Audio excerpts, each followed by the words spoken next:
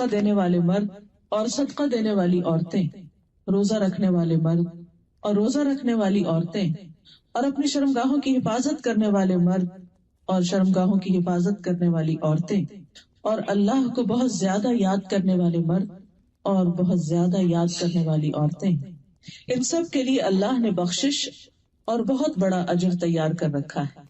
سورۃ الاحزاب کی اس آیت سے پتہ چلتا ہے کہ اللہ سبحانہ وتعالی مسلمان عورتوں سے کچھ چیزوں کا تقاضا کرتے ہیں۔ کچھ خوبیاں ایسی ہیں کہ جو اگر ان میں پائی جائیں تو وہ پسندیدہ خواتین ہو سکتی ہیں۔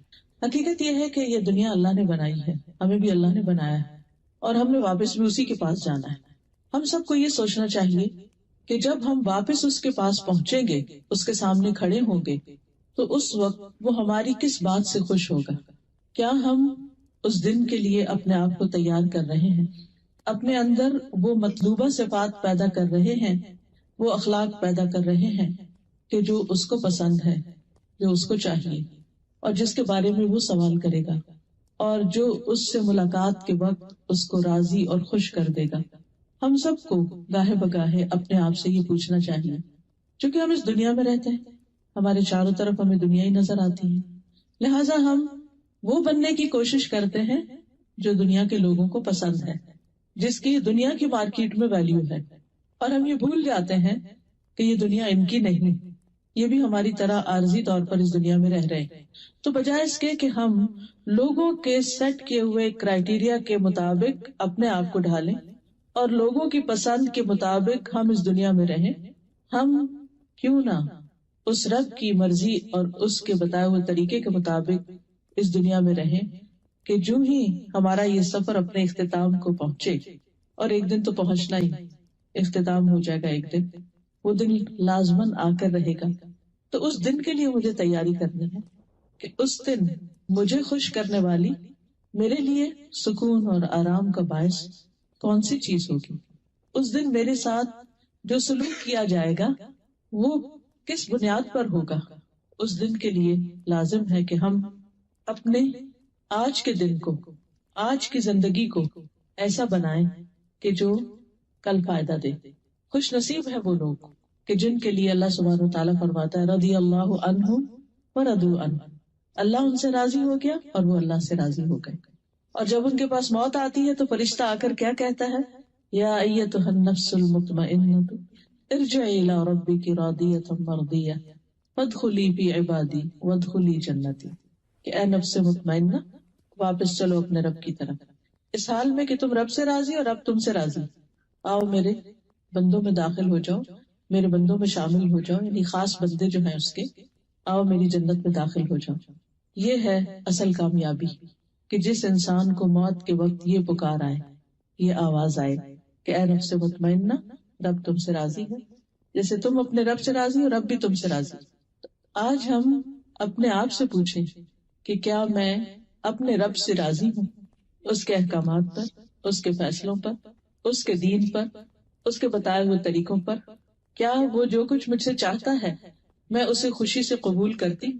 کیونکہ اصل کامیابی اسی میں ہے، اور اسی کا ذکر ان آیات میں کیا گیا ہے کہ وہ کون سی صفات ہیں کہ جو ایک مسلمان کے اندر ہونی چاہیے، مرد ہو یا عورت ہو۔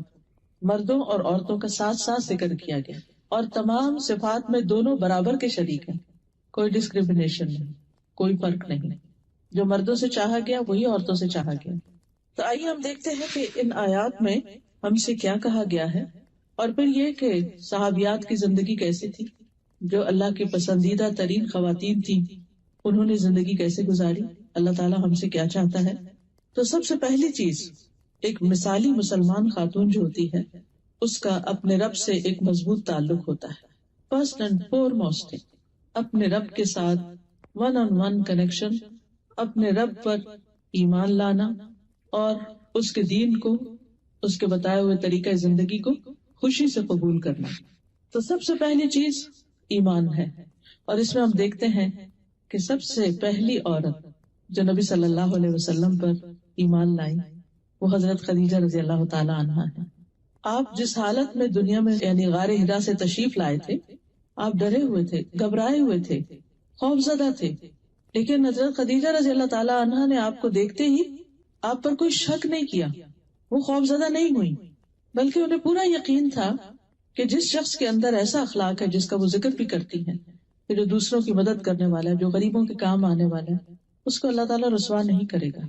اور آپ نے جب بتایا انہوں نے کیا دیکھا، کہ فرشتے کو اس طرح دیکھا اور ان کو کیا دیا گیا، اقرا بسم ربک الذی خلق، تو فوراً آپ پر ایمان لے آئے۔ نبی صلی اللہ علیہ وسلم نے فرمایا وہ مجھ پر اس وقت ایمان لائی جب لوگوں نے میرا انکار کیا، میری اس وقت تصدیق کی جب لوگ میری تکذیب کر رہے تھے، اپنے مال سے میری اس وقت مدد کی جبکہ لوگوں نے مجھے اس سے دور رکھا۔ تو یہ ہے حضرت خدیجہ ہمارے لیے ایک بہترین رول ماڈل، کہ جو اللہ کے رسول صلی اللہ علیہ وسلم کو، جبکہ آپ اپنی کسی بہت بڑی قوت کی حالت میں نہیں تھے، ایک پریشانی کی حالت میں تھے، لیکن اس کے باوجود جو کچھ انہوں نے کہا اس کو مان لیا، اس پر ایمان لائی۔ پھر اسی طرح ہم دیکھتے ہیں کہ ان سے بھی پہلے کچھ ایسی خواتین ہیں کہ جنہوں نے اپنے ہی ایمان کی حفاظت کی، جن میں سر فہرست حضرت آسیہ کا نام ملتا ہے، جو فرعون کی بیوی تھی۔ وَضَرَبَ اللَّهُ مَثَلًا لِّلَّذِينَ آمَنُوا امْرَأَتَ فِرْعَوْنَ اذ قالت رب ابن لی عندک بیتا فی الجنہ۔ ایمان لانے والوں کے لیے اللہ تعالیٰ فرعون کی بیوی کی مثال پیش کرتا ہے، جب اس نے دعا کی اے میرے رب میرے لیے اپنے پاس جنت میں گھر بنا دے۔ وہ ایک عام خاتون نہیں تھی، وہ کوئی عام نہیں خاتون تھی۔ حضرت آسیہ جو تھی وہ ایک بادشاہ کی بیوی تھی، ناز و نام میں پلی تھی، ایک محل میں رہتی تھی، دنیا کی ہر نعمت ان کو میسر تھی۔ ایسا نہیں تھا کہ وہ کوئی ڈپرائیوڈ خاتون تھی یا کسی مصیبت کی باری تھی یا ان کی زندگی میں کوئی بہت پریشانیاں تھی جس کی وجہ سے انہوں نے دین کا راستہ اختیار کیا۔ آج کل تو ہمارے ہاں یہی سمجھا جاتا ہے نا کہ جس کو سب کچھ ملا ہوا ہے، جس کے پاس ساری نعمتیں ہیں، اسے کیا ضرورت ہے کہ وہ اللہ اللہ کرے۔ یہ تو وہ لوگ کرتے ہیں کہ جو کسی مشکل کا شکار ہوتے ہیں، لیکن حضرت آسیہ کے پاس سب کچھ تھا۔ اس کے باوجود جب انہیں جنت کا پتہ چلا، اللہ سبحانہ تعالیٰ کی پہچان ہوئی، تو دنیا کی چیزیں انہیں حقیر نظر آئیں کہ تو کچھ بھی نہیں۔ ان کے پاس وہ سب کچھ تھا جو ایک عورت خواب دیکھ سکتی، یعنی جس کا ایک عورت تصور کر سکتی۔ لیکن حقیقت یہ ہے کہ جس شخص کا آخرت پر ایمان ہو جاتا ہے، جو جنت کی نعمتوں کو جان لیتا ہے، تو اس کے لیے پھر دنیا بہت حقیر ہو جاتا ہے۔ اس کی منزل پھر دنیا نہیں رہتی، وہ دنیا میں تو بس جیتا ہے اور اپنی ضرورت پوری کرتا ہے۔ اس کے خوابوں کی منزل پھر جنت ہو جاتی اور اس کے لیے وہ کچھ بھی قربان کر سکتا ہے۔ اور یہی وہ خاتون ہے کہ جنہوں نے دعا کی رب ابن لی عندک بیتا فی الجنہ، اے میرے رب میرے لیے اپنے پاس جنت میں گھر بنا دے۔ اور کہتے ہیں کہ جب انہیں ایمان لانے کی بنا پر تکلیفیں دی گئی، ان پر طرح طرح کا ظلم و ستم کیا گیا، ان کے ہاتھوں پہ میخیں گاڑ دی گئی، کیل لگا دیے گئے، اور ان کو دھمکیاں دی گئی کہ تم اگر نہیں باز آتی تو تمہارے ساتھ بہت برا سلوک کیا جائے گا۔ تو حدیث میں آتا ہے کہ جب انہوں نے اللہ سے یہ دعا مانگی کہ اللہ مجھے ظالم لوگوں سے چھٹکارا دے، تو اللہ تعالیٰ نے جنت میں ان کے گھر سے پردہ ہٹا کر ان کو وہ گھر بھی دکھا دیا کہ جس کی وہ دعا مانگ رہی تھی۔ پھر ہم دیکھتے ہیں کہ ایمان اور اسلام کے بعد جو خاص خصوصیت ہے وہ ہے اطاعت گزاری کی، والقانتین والقانتات، کہ مومن عورت جو ہوتی ہے وہ اپنے رب کی اطاعت کرنے والی ہوتی، رب کی بات مانتی اور ہمیشہ مانتی۔ قنوت جو ہوتا ہے اس میں دوام ہوتا ہے، ہمیشگی ہوتی ہے، یعنی کبھی دل چاہ تو مان لیا، کبھی نہیں چاہ تو نہ مان، کسی جگہ مان لیا اور کسی جگہ چھوڑ دیا اللہ کا حکم نہیں۔ قانتین وہ ہوتے ہیں کہ جو ہمیشہ ہر جگہ ہر موقع پر اللہ کی بات کو پریفرنس دیتے ہیں، اللہ کی اطاعت کرتے ہیں۔ اور اس میں ہم دیکھتے ہیں حضرت مریم کی مثال۔ قرآن مجید میں اللہ تعالیٰ فرماتے ہیں وَمَرْيَمَ ابْنَتَ عِمْرَانَ الَّتِي أَحْصَنَتْ فَرْجَهَا فَنَفَخْنَا فِيهِ مِنْ رُوحِنَا وَصَدَّقَتْ بِكَلِمَاتِ رَبِّهَا وَكُتُبِهِ وَكَانَتْ مِنَ الْقَانِتِينَ۔ اور عمران کی بیٹی مریم کی مثال اللہ نے دی، جس نے اپنی شرمگاہ کی حفاظت کی، تو ہم نے اس میں اپنی ایک روح پھونک دی، یعنی عیسیٰ علیہ السلام کے ساتھ وہ پریگننٹ ہو گئی، اور اس نے اپنے رب کی باتوں کی اور اس کی کتابوں کی تصدیق کی، ان کو سچا مانا۔ وَكَانَتْ مِنَ الْقَانِتِينَ، اور وہ اطاعت گزار لوگوں میں سے تھی، یعنی اللہ کی بات مانتی تھی، اللہ تعالیٰ کی اطاعت کرتی تھی۔ جو بھی ان پر امتحان آیا، جو بھی بوجھ ان پہ ڈالا گیا، جو بھی حکم ان کو دیا گیا، اس میں انہوں نے کچھ بھی انکار نہیں کیا، وہ اطاعت کرتی چلی گئی۔ پھر اسی طرح ہم دیکھتے ہیں کہ حضرت ہاجرہ ابراہیم علیہ السلام کی بیوی، کہ جن کو ابراہیم علیہ السلام نے دودھ پیتے بچے کے ساتھ مکہ کی ایک وادی میں چھوڑا، اور جب وہ چھوڑ کر جا رہے تھے تو وہ پوچھ رہی تھی کہ آپ ہمیں یہاں چھوڑ کے جا رہے ہیں، یہاں تو کوئی بھی نہیں، آپ ہمیں یہاں چھوڑ کے جا رہے ہیں. ابراہیم علیہ السلام پیچھے مڑ کے بھی نہیں دیکھ رہے تھے، پھر آگے چلے گئے، پھر وہ پیچھے گئی، پھر آخر انہیں خود ہی خیال آیا کہ ابراہیم علیہ السلام تو اللہ کے بڑے اطاعت گزار ہیں، یہ اللہ ہی کا حکم ہوگا تو یہ ایسا کر رہے ہیں. کہنے لگے کیا اللہ نے آپ کو ایسا حکم دیا؟ تو جب انہوں نے کہا کہ ہاں، کہنے لگے پھر اللہ ہم کو ہرگز ضائع نہیں کرے گا. اور وہ خوشی سے اس جگہ پر ایک بچے کے ساتھ تنہا رہ گئی. یہ کوئی معمولی بات نہیں ہے، وہ مکہ آج کا مکہ نہیں تھا، وہاں ماں اور بیٹے کے سوا کوئی تیسری مخلوق نہیں تھی، حتیٰ کہ پرند چرند بھی نہیں تھی، کیونکہ پانی نہیں تھا. جہاں پانی نہیں ہوتا وہاں لائف ہی نہیں ہوتی.